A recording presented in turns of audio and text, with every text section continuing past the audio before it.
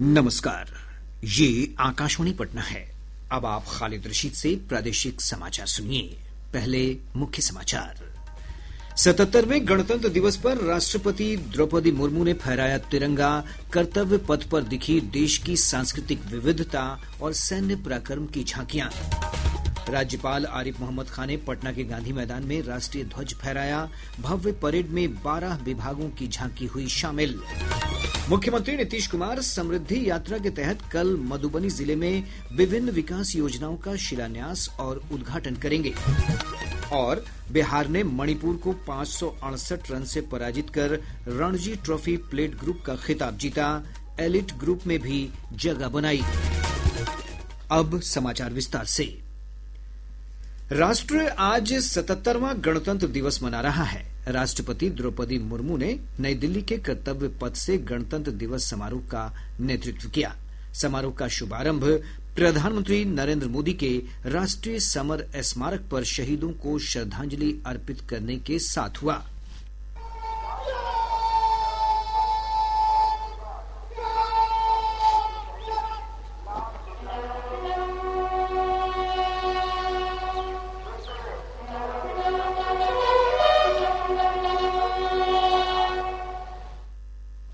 राष्ट्रपति श्रीमती मुर्मू गणतंत्र दिवस परेड के मुख्य अतिथि यूरोपीय संघ के अध्यक्ष एंटोनियो कोस्टा और यूरोपीय आयोग की अध्यक्ष उर्सुला फॉन डेर लॉयन के साथ एक औपचारिक बग्गी में कर्तव्य पथ पहुंची।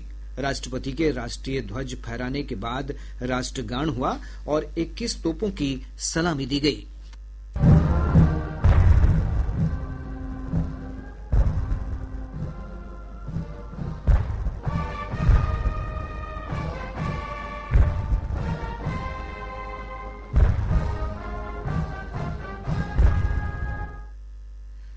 हमारे संवाददाता ने बताया है कि कर्तव्य पथ पर आयोजित परेड में भारत की सांस्कृतिक विविधता और सैन्य शक्ति का अनूठा संगम देखने को मिला।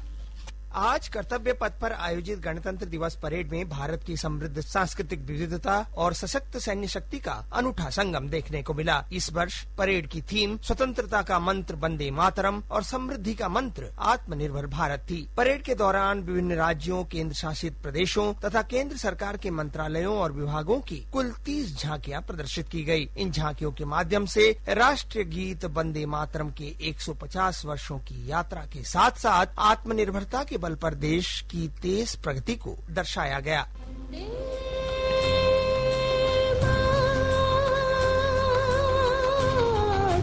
वंदे मातरम वंदे मातरम वंदे मातरम सुजलाम सुफलाम मलयज शीतलाम शस्य श्यामलाम मातरम वंदे मातरम वंदे मातरम। ऑपरेशन सिंदूर के दौरान भारतीय सेना द्वारा उपयोग किए गए प्रमुख हथियार प्रणालियों की कृतियों को प्रदर्शित करने वाली तीनों सेनाओं की झांकी परेड के प्रमुख आकर्षणों में शामिल रही। ब्रह्मोस और आकाश मिसाइल प्रणालियों, गहरी मारक क्षमता वाली रॉकेट प्रणाली सूर्यास्त्र और मुख्य युद्धक टैंक अर्जुन भी परेड में प्रदर्शित किए गए। सलामी मंच की ओर बढ़ रहे हैं राष्ट्र के लिए अपने कर्तव्य निभाने वाले 2 अचूक अस्त्र। पहला है सूर्यास्त्र यूनिवर्सल रॉकेट लॉन्चर सिस्टम और इसके साथ है दूसरी रक्षा प्रणाली ब्रह्मोस, विश्व की सबसे तेज क्रूज मिसाइल्स में एक ब्रह्मोस, और ऑपरेशन सिंदूर में इसने अचूक और मारक प्रहार की क्षमता का प्रदर्शन किया है। इस अवसर पर राष्ट्रपति द्रौपदी मुर्मू ने भारतीय वायुसेना के ग्रुप कैप्टन शुभांशु शुक्ला को देश के सर्वोच्च शांतिकालीन वीरता पुरस्कार अशोक चक्र से सम्मानित किया और विभिन्न क्षेत्रों से आए विशिष्ट अतिथियों ने समारोह में भाग लिया। प्रिया मंडल के साथ अनुपम मिश्र, आकाशवाणी समाचार, दिल्ली। नई दिल्ली में कर्तव्य पथ पर आयोजित समारोह में बिहार की झांकी भी पेश की गई। मखाना लोकल से ग्लोबल की थाली में सुपर फूड की थीम पर प्रस्तुत झांकी में मखाना की खेती, उसके प्रसंस्करण और उसकी पैकेजिंग की पूरी प्रक्रिया को दर्शाया गया। कर्तव्य पथ पर आयोजित समारोह में 5 महिला मुखिया समेत बिहार के 11 जनप्रतिनिधि भी शामिल हुए। प्रदेश में गणतंत्र दिवस के अवसर पर उत्सव का माहौल बना हुआ है। राज्यपाल आरिफ मोहम्मद खान ने पटना के गांधी मैदान में झंडोत्तोलन किया और परेड की सलामी ली। हमारे संवाददाता की एक रिपोर्ट। पटना के गांधी मैदान में 77वें गणतंत्र दिवस का मुख्य समारोह आयोजित किया गया। राज्यपाल आरिफ मोहम्मद खान ने राष्ट्रीय ध्वज फहराया। इससे पहले उन्होंने परेड का निरीक्षण किया और झंडोत्तोलन के बाद आयोजित मार्च पास्ट की सलामी ली।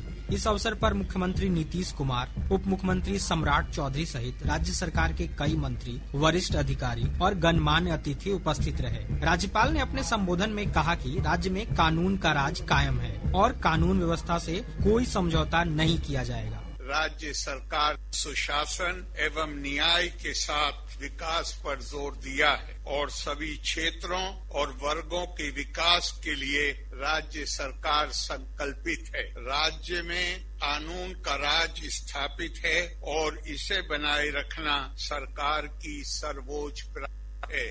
सरकार द्वारा अपराध नियंत्रण एवं विधि व्यवस्था संधारण के लिए सभी आयामों पर योजनाबद्ध तरीके से काम किया जा रहा है। श्री खान ने कहा कि अगले 5 वर्षों में राज्य के 1 करोड़ लोगों को नौकरी और रोजगार उपलब्ध कराए जाएंगे। अब तक 10 लाख युवाओं को सरकारी नौकरी तथा 40 लाख लोगों को रोजगार दिया जा चुका है। अगले 5 वर्षों में 1 करोड़ युवाओं को नौकरी एवं रोजगार देने का लक्ष्य रखा गया है। ध्वजारोहण के बाद 12 विभागों की भव्य झांकियां निकाली गयी। झांकी प्रतियोगिता में प्रथम पुरस्कार परिवहन विभाग, द्वितीय शिक्षा विभाग और तृतीय पुरस्कार ऊर्जा विभाग को मिला। वहीं बेस्ट परेड प्रोफेशनल का पुरस्कार एसटीएफ और नॉन प्रोफेशनल श्रेणी में आर्मी बॉयज को प्रदान किया गया। आकाशवाणी समाचार के लिए पटना से आशीष रंजन।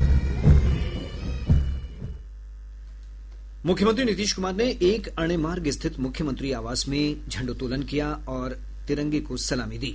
विधानसभा अध्यक्ष डॉक्टर प्रेम कुमार ने विधानसभा परिसर में झंडोत्तोलन किया। वहीं विधान परिषद परिसर में सभापति अवधेश नारायण सिंह ने झंडोत्तोलन किया। जदयू कार्यालय में पार्टी के प्रदेश अध्यक्ष उमेश कुशवाहा ने झंडोत्तोलन किया। भाजपा प्रदेश कार्यालय में आयोजित समारोह में पार्टी के प्रदेश अध्यक्ष संजय सरावगी ने झंडा फहराया। इस अवसर पर उप मुख्यमंत्री सम्राट चौधरी समेत पार्टी के कई वरिष्ठ नेता और पदाधिकारी मौजूद थे। इधर राजद प्रदेश कार्यालय में प्रदेश अध्यक्ष मंगनीलाल मंडल ने झंडोत्तोलन किया और परेड की सलामी ली।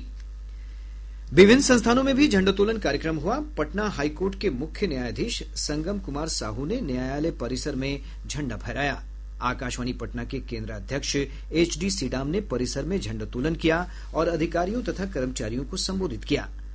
वहीं एनर्जी इंटरनेशनल के अध्यक्ष विजय नारायण झा ने पटना स्थित प्रधान कार्यालय में झंडा फहराया। बिहार हिन्दी साहित्य सम्मेलन के अध्यक्ष अनिल सुलभ ने सम्मेलन परिसर में झंडोत्तोलन किया। बिहार रक्षा वाहिनी समेत विभिन्न संस्थानों में भी झंडोत्तोलन कार्यक्रम संपन्न हुआ। प्रादेशिक समाचार आप आकाशवाणी पटना से सुन रहे हैं। ताजा समाचारों के लिए आप हमारे एक्स हैंडल AIR_News पटना पर जा सकते हैं। 77वां गणतंत्र दिवस विभिन्न जिलों में समारोह पूर्वक मनाया गया। इस अवसर पर प्रभारी मंत्रियों और जिला प्रशासन के वरिष्ठ अधिकारियों ने झंडोत्तोलन किया। एक रिपोर्ट। गणतंत्र दिवस का उत्सवी माहौल जिलों में भी दिखा। शेखपुरा में प्रधान जिला जज संतोष कुमार तिवारी ने न्यायालय परिसर में झंडोत्तोलन किया। वहीं जिले के प्रभारी मंत्री जमाल खान ने परेड ग्राउंड में तिरंगा फहराया। अररिया के नेताजी सुभाष स्टेडियम में आयोजित कार्यक्रम में प्रभारी मंत्री सह अनुसूचित जाति एवं अनुसूचित जनजाति कल्याण मंत्री लखेंद्र कुमार रोशन ने झंडोत्तोलन किया। इधर नवादा में जिला पदाधिकारी रवि प्रकाश ने झंडोत्तोलन किया। भागलपुर के सैंडिस कंपाउंड मैदान में जिले के प्रभारी मंत्री उद्योग और पथ निर्माण मंत्री डॉक्टर दिलीप जायसवाल ने मुंगेर के पोलो मैदान में गन्ना मंत्री सह प्रभारी मंत्री संजय कुमार और गोपालगंज के मिंज स्टेडियम में सूबे के आपदा प्रबंधन सह जिला के प्रभारी मंत्री नारायण शाह ने झंडोत्तोलन किया। दरभंगा के नेहरू स्टेडियम में प्रमंडलीय आयुक्त हिमांशु राय ने सीवान के ऐतिहासिक राजेंद्र स्टेडियम में जिलाधिकारी विवेक रंजन मैत्रे ने और सीतामढ़ी जिले के डुमरा हवाई अड्डा मैदान में जिला पदाधिकारी रिची पांडे ने झंडोत्तोलन किया। आकाशवाणी समाचार के लिए पटना से कामिनी ठाकुर। मुख्यमंत्री नीतीश कुमार आज पटना जिले के पुनपुन प्रखंड के मरांची गांव स्थित महादलित टोले में आयोजित गणतंत्र दिवस समारोह में भी शामिल हुए। मुख्यमंत्री ने गांव के सबसे बुजुर्ग व्यक्ति सिद्धेश्वर मांझी से झंडोत्तोलन करवाया। इस अवसर पर श्री कुमार ने स्थानीय लोगों से बातचीत की और यहां चल रही सरकारी योजनाओं की प्रगति की समीक्षा की। केंद्र सरकार ने वर्ष 2026 के लिए विभिन्न क्षेत्रों में उल्लेखनीय योगदान देने वाली बिहार की 3 समेत देश की 131 हस्तियों को पद्म पुरस्कार से सम्मानित करने की घोषणा की है। लोक गायक भरत सिंह भारती और लोक नर्तक विश्व बंधु को कला तथा कृषि तकनीक विशेषज्ञ गोपाल जी त्रिवेदी को विज्ञान और अभियांत्रिकी के क्षेत्र में उनके योगदान के लिए पद्मश्री देने की घोषणा की गई है। भोजपुर जिले के भरत सिंह भारती पिछले कई वर्षों से भोजपुरी गायन में सक्रिय हैं। पटना के विश्व बंधु को मरणोपरांत पद्म पुरस्कार प्रदान किया जाएगा। वहीं मुजफ्फरपुर के रहने वाले गोपाल जी त्रिवेदी पेशे से कृषि वैज्ञानिक और लीची किसान हैं। मुख्यमंत्री नीतीश कुमार कल समृद्धि यात्रा के तहत मधुबनी जिले में विभिन्न विकास योजनाओं का शिलान्यास और उद्घाटन करेंगे। श्री कुमार अररिया संग्राम में मिथिला हाट फेज 2 रिवर फ्रंट विकास कार्य का निरीक्षण करेंगे। इसके साथ ही अररिया संग्राम पंचायत भवन परिसर में जीविका भवन का लोकार्पण करेंगे। वे जीविका दीदियों के स्टॉल का निरीक्षण भी करेंगे। मुख्यमंत्री संवाद कार्यक्रम को संबोधित करेंगे। साथ ही अधिकारियों के साथ जिले में चल रही विकास योजनाओं की प्रगति की समीक्षा करेंगे। बिहार ने मणिपुर को 568 रन से पराजित कर रणजी ट्रॉफी प्लेट ग्रुप का खिताब जीत लिया है। इस जीत के साथ ही बिहार एलिट ग्रुप में प्रवेश कर गया। पटना के मोइनुल हक स्टेडियम में खेले गए फाइनल मुकाबले के अंतिम दिन मणिपुर की दूसरी पारी 195 रन पर ही सिमट गई। सूरज कश्यप और हिमांशु सिंह ने 3-3 जबकि प्रशांत सिंह ने 2 विकेट लिए। बिहार के कप्तान शकीबुल गनी को पहली पारी में शानदार बल्लेबाजी के लिए प्लेयर ऑफ द मैच चुना गया। बिहार ने पहली पारी में 522 और दूसरी पारी में 505 रन बनाए। वहीं मणिपुर ने पहली पारी में 264 और दूसरी पारी में 195 रन बनाया।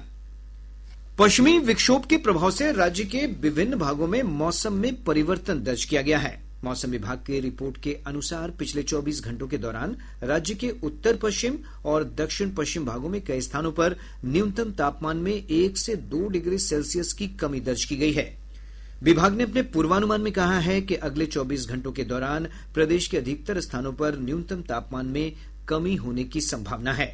वहीं कुछ स्थानों पर मध्यम स्तर का कोहरा छाया रह सकता है। अगले 24 घंटों के दौरान राज्य के अनेक स्थानों के न्यूनतम तापमान में 2 से 4 डिग्री सेल्सियस की गिरावट होने की पूर्वानुमान है।